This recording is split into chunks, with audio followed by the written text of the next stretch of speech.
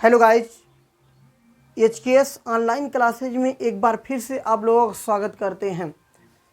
Class 9th में पिछली class में हम लेसन को ख़त्म कर चुके थे। पहला लेसन चैप्टर नंबर 1 फिनिश हो चुका था। आज दूसरे चैप्टर पे आते हैं और उसकी कुछ बेसिक कॉन्सेप्ट को क्लियर करते हैं, फिर आगे बढ़ते हैं। ठीक है कि दूसरे चैप्टर पे आते हैं, उसको कुछ बेसिक कॉन्सेप्ट को क्लियर करते हैं और आगे बढ़ते हैं। देखते हैं कि इस चैप्टर में क्या है, लेसन का नाम क्या है। इसको देखने के बाद आगे हम लोग बढ़ते हैं। तो ले चैप्टर नंबर सेकंड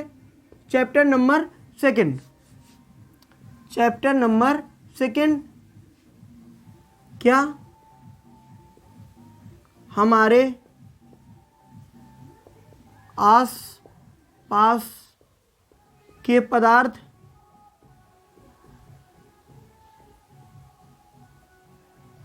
शुद्ध हैं? क्या हमारे आसपास के पदार्थ शुद्ध हैं या नहीं हैं, इसके बारे में चर्चाएं करेंगे।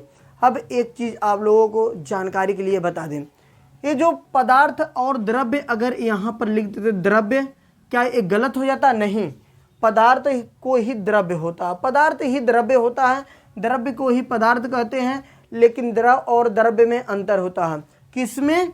द्रव और द्रव्य में अंतर होता है, द्रव्य में अंतर होता है। ये पदार्थ होता है जो, लेकिन द्रव जो होता है इसकी एक अवस्था है। ये क्या है?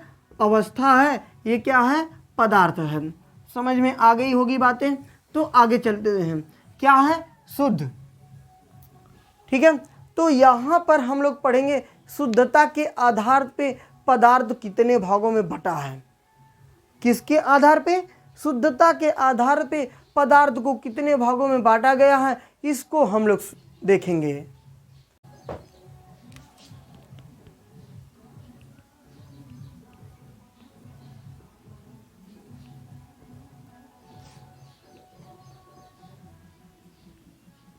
शुद्ध, प्योर, मिश्रण, मिक्सर। शुद्ध को दो भागों में बांटते हैं, तत्व, यौगिक। तत्व को बोलते हैं एलिमेंट। क्या बोलते हैं? एलिमेंट। और यौगिक को बोलते हैं कंपाउंड। फिर तत्व होते हैं, 3 भागों में बढ़ते हैं, धातु, अधातु, उपधातु। मेटल, नॉन मेटल, मेटलॉइड, लॉइड। फिर यौगिक 2 प्रकार के, कार्बनिक यौगिक, ऑर्गेनिक कंपाउंड, ऑर्गेनिक और कार्बनिक, इनऑर्गेनिक, ऑर्गेनिक। इतनी बातें। अब मिश्रण जो होता है 2 भागों में बटा है, एक समांगी मिश्रण, एक विषमांगी।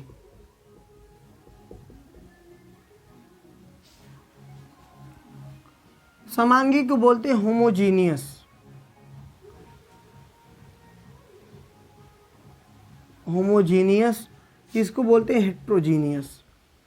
हेट्रोजीनियस। इतनी बातें हैं, इतना आप लोग ध्यान से उतार लीजिए। द्रव्य को बोलते हैं मैटर। मैटर, इतना स्क्रीनशॉट ले लीजिए या फिर इतना आप लोग समझ लीजिए, इतना उतार लीजिए। फिर आगे चलते हैं, एक एक करके यहाँ से पढ़ते हैं। द्रव्य तो बता ही चुके थे, वह कोई भी वस्तु जिसका द्रव्यमान हो तथा वो स्थान घेरती हो, क्या कहलाती है? पदार्थ कहलाती है। इतनी बातें हो गई हैं। अब आते हैं एक एक करके इन सब चीज़ों को पढ़ते हैं। एक एक करके सबके बारे में चर्चाएं होंगी। कृपया आप लोग धैर्य बना के रखें। धैर्य बना के रखेंगे तो आगे हम लोग पढ़ेंगे। अगली टॉपिक को यहाँ से पढ़ते हैं, प्योर मटेरियल से पढ़ेंगे। ठीक है, शुद्ध पदार्थ क्या होते हैं? तो शुद्ध, अगर आप लोग शुद्ध की बातें हो जाए तो कहोगे शुद्ध दूध चाहिए हमें। क्या? शुद्ध दूध या शुद्ध शाकाहारी, मतलब जो मांसाहारी ना हो। ठीक है, जिसमें मांसाहारी बिल्कुल ना हो, शुद्ध शाकाहारी। तो यहाँ पर शुद्ध की बातें होती हैं। तो वे पदार्थ जो एक ही प्रकार के अणुओं अथवा एक ही प्रकार के परमाणुओं से बने हैं, जो एक ही प्रकार के अणुओं अथवा एक ही प्रकार के परमाणुओं से मिलकर बने होते हैं, उन्हें क्या कहते हैं? उन्हें शुद्ध पदार्थ कहते हैं। शुद्ध पदार्थ क्या होते हैं कि मान लेते हैं यहाँ पर एक कोई पदार्थ ले लिए हैं, इसमें एक ही प्रकार के, मान लेते हैं यहाँ पर अणु ले लेते हैं, ए टाइप, बी टाइप और सी टाइप। कोई पदार्थ है, ए पदार्थ, इसमें केवल ए मान लेते हैं, इनसे इनके कड़ों से एक, इन कड़ों से ए मिलकर बना है, तो ये क्या होगा?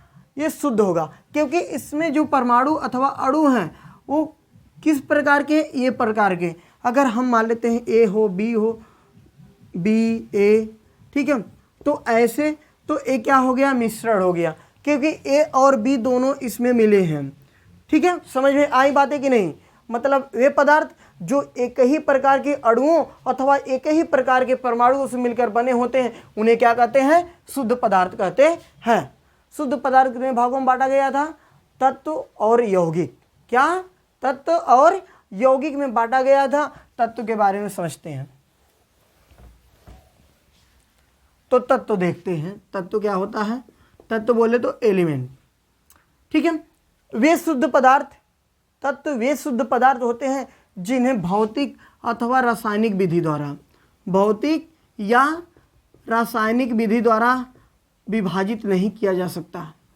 विभाजित नहीं किया जा सकता, विभाजित नहीं किया जा सकता। मतलब कि एक कह दिया जाए कि तत्व वे शुद्ध पदार्थ होते हैं जिन्हें किसी विधि द्वारा, किसी विधि अर्थात भौतिक अथवा रासायनिक विधि द्वारा अलग नहीं किया जा सकता है। ठीक है, कैसे नहीं? मान लेते हैं एक लोहा का छड़ ले लिए। क्या? लोहे का छड़, बोले तो इसको Fe, फेरस बोलते हैं। तो अब मान लेते हैं यहाँ से कट करके निकाल लें, तो ऐसे कुछ हो जाएगा, ए इतना बड़ा, ए इतना बड़ा। तो अब जब ए इतना बड़ा होगा तो ए भी लोहा होगा कि नहीं? ए भी क्या होगा? लोहा। लेकिन क्या ये कुछ अलग हो जाएगा? नहीं, जब भी ए रहेगा ये भी एक तत्व होगा, ए भी एक तत्व होगा। मतलब कि इतनी सी बातें हैं। अब आती यौगिक की बातें। किस?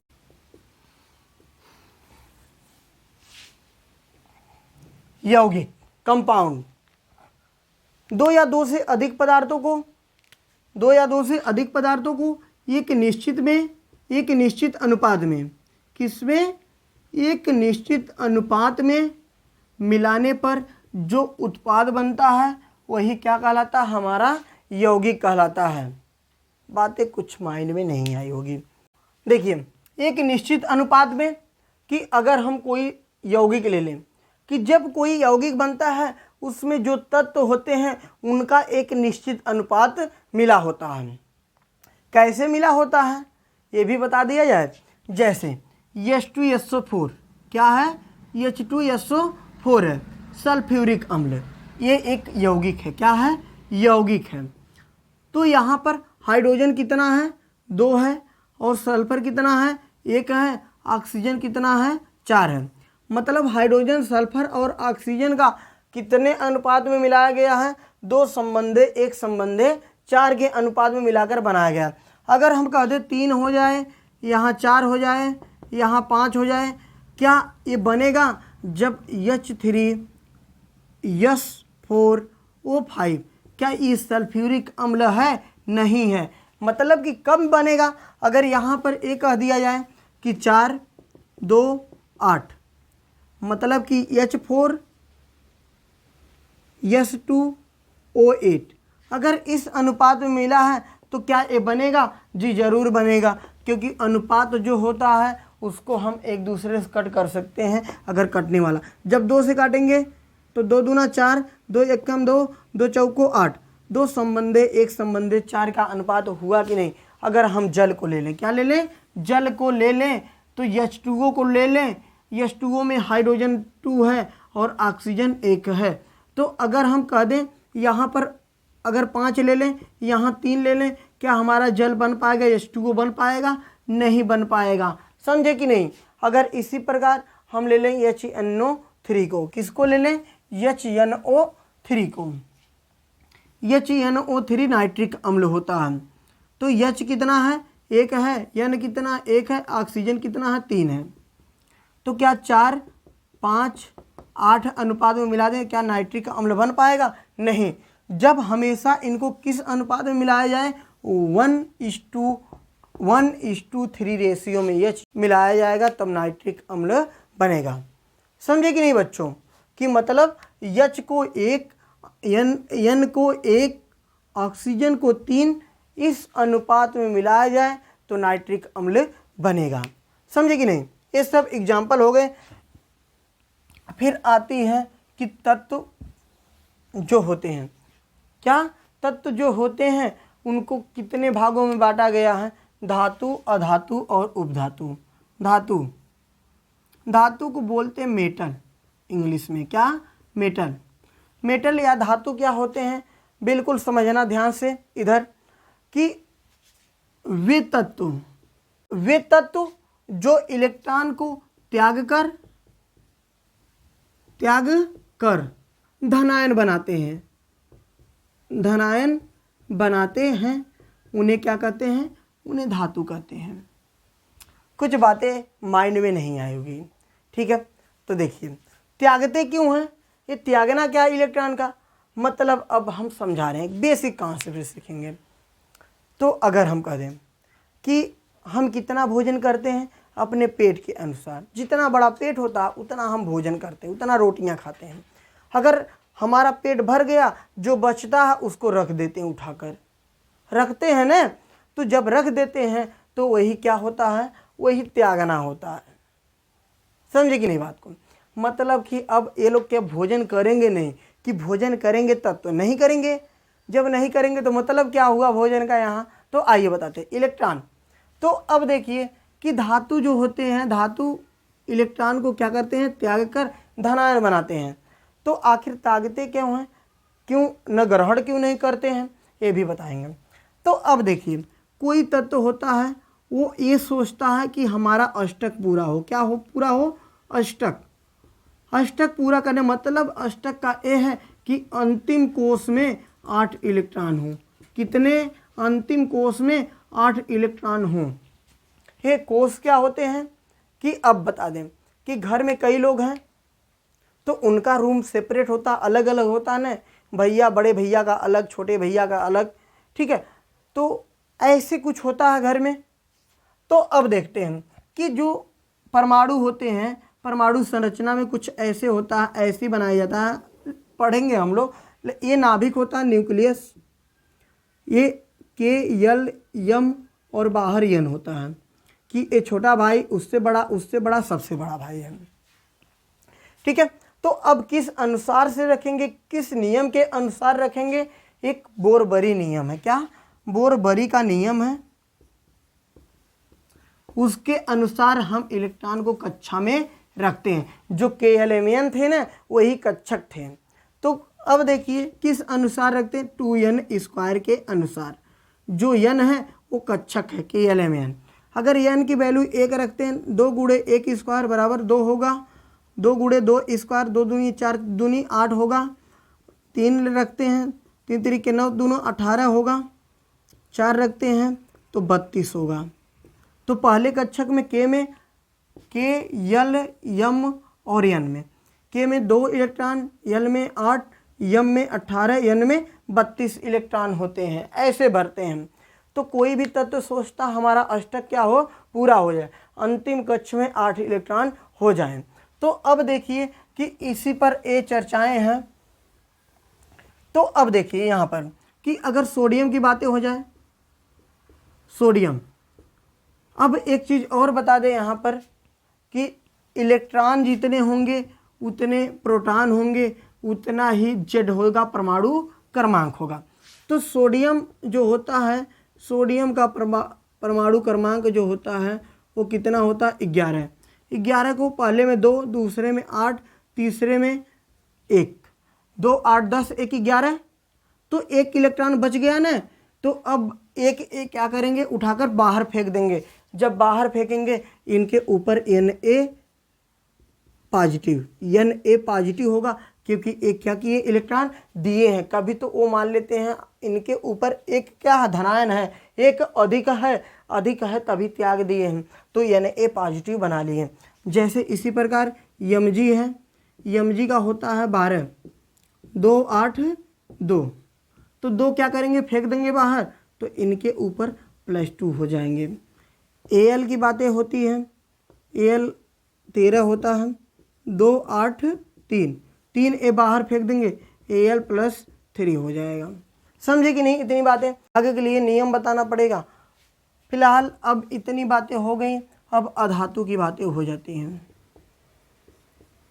नॉन मेटल, वे तत्व जो इलेक्ट्रॉन को ग्रहण कर ऋणायन बनाते हैं,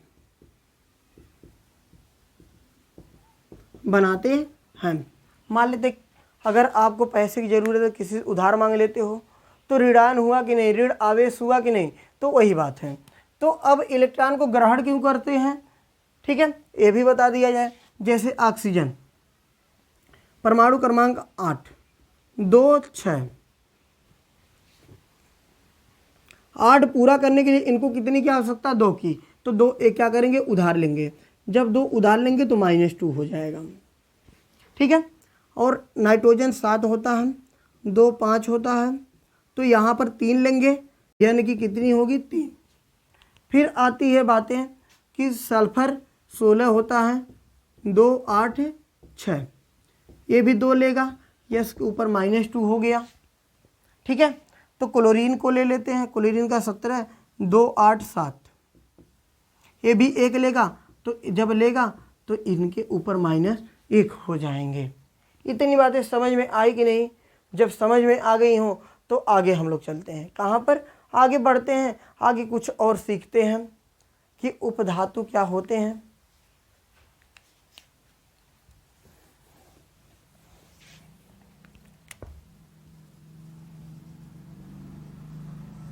उपधातु जो दोनों के बीच का व्यवहार करते हैं, जो धातु और अधातु दोनों के बीच का व्यवहार करते हैं, उन्हें क्या कहते हैं? उपधातु कहते हैं, मेटलॉइड कहते हैं। जैसे सिलिकॉन हो गया, जर्मेनियम हो गया, ये मुख्यतः ज़्यादा उपयोग में आते हैं। सिलिकॉन और जर्मेनियम का उपयोग कहाँ किया जाता है?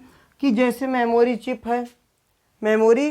है, एलईडीज हैं, इनको बनाने में सिलिकॉन और जर्मेनियम का प्रयोग किया जाता है। इतनी बातें समझ में आ गई हैं, तो आगे हम लोग बढ़ते हैं कि यौगिक के प्रकार। यौगिक पढ़ चुके थे, अब यौगिक के प्रकार। अब कार्बनिक यौगिक पढ़ लें। कार्बनिक यौगिक क्या होते हैं? ऐसे यौगिक जो कार्बन से मिलकर बने हों, जिनमें कार्बन पाया जाता हो, उन्हें क्या कहते हैं? कार्बनिक यौगिक कहते हैं। जैसे कार्बन डाइऑक्साइड, ठीक है, ये भी एक यौगिक है, CH4 है, ये भी एक, इसमें क्या? हाइड्रोकार्बन, हाइड्रोजन और कार्बन पाए जाते हैं, ये क्या होते हैं? हाइड्रोकार्बन। C2H5OH, ये क्या है? ये भी कार्बनिक है। C2H6, ये भी कार्बनिक है। C6H12O6, ये भी कार्बनिक है। मतलब कार्बन जिसमें C पाया जाता है वो क्या होते हैं? कार्बनिक यौगिक पाए कहते हैं। अकार्बनिक, जिनमें कार्बन नहीं, C नहीं पाया जाता है, उन्हें क्या कहते हैं? अकार्बनिक। जैसे H2O की बातें हो गई, NH4Cl की बातें हो गई, NaCl हो गया, H2SO4 हो गया। ये सब क्या है? ये सब अकार्बनिक यौगिक हैं। इतनी बातें समझ में आ गई हैं। फिर अगले पे चलते हैं, मिश्रण। क्या मिश्रण बेहतर टॉपिक है, बेहतर से समझ लिया जाए तब आगे बढ़ा जाए। मिश्रण, दो या दो से अधिक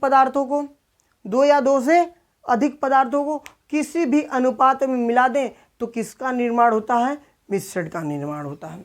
मान लेते हैं एक गेहूं लिए हैं अधिक सा, एक मुट्ठी उठा के उसमें क्या कर दें? बालू डाल दें, तो वो मिश्रण हो जाएगा कि नहीं? हो जाएगा। कि दाल है, दाल में हल्का चावल डाल दें, 1 मुट्ठी डाल दें या 10 मुट्ठी डाल दें, वो मिश्रण हो जाएगा। समझे कि नहीं?